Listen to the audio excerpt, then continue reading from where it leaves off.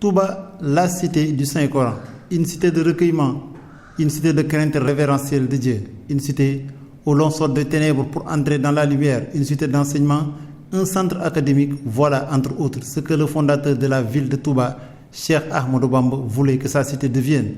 Autant de qualifications largement suffisantes pour édifier tout le monde que cette cité est en communion perpétuelle avec le Seigneur. Une cité qui baigne dans une atmosphère spirituelle dont les marques les plus visibles demeurent le nombre important d'écoles et de centres d'enseignement avec le livre de Dieu comme priorité. De la prime jeunesse à l'âge de patriarche, il est facile de trouver partout à Touba des porteurs de Coran capables de le réciter et de le calligraphier sans avoir besoin de le regarder. Ces élèves de nos jours font une partie du décor de la ville sainte. Ces enfants, garçons ou filles, ont fourni au mouridisme plusieurs exemplaires de Coran calligraphiés chaque année. Chaque matin, on peut voir des disciples vaquant à leurs occupations, le livre sacré à la main ou récitant de mémoire le livre saint.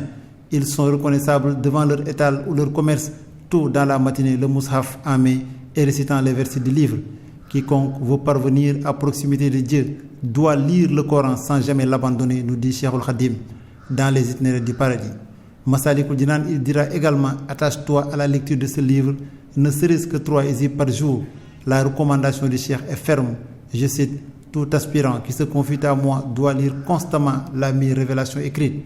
Conformément à cette recommandation, la lecture de la parole de Dieu constitue un des fondements des activités religieuses de la ville sainte. À la grande mosquée de Touba, un aréopage de 28 lecteurs assure quotidiennement la lecture à 4 reprises du livre sacré.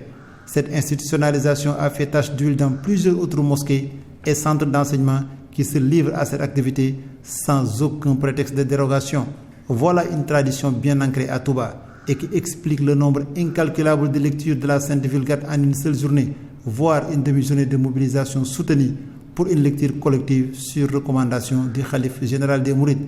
L'habitude s'est installée et a fait tache d'huile car dans toutes les occasions de prière ou autres, la lecture du Saint-Coran y occupe un rôle irremplaçable.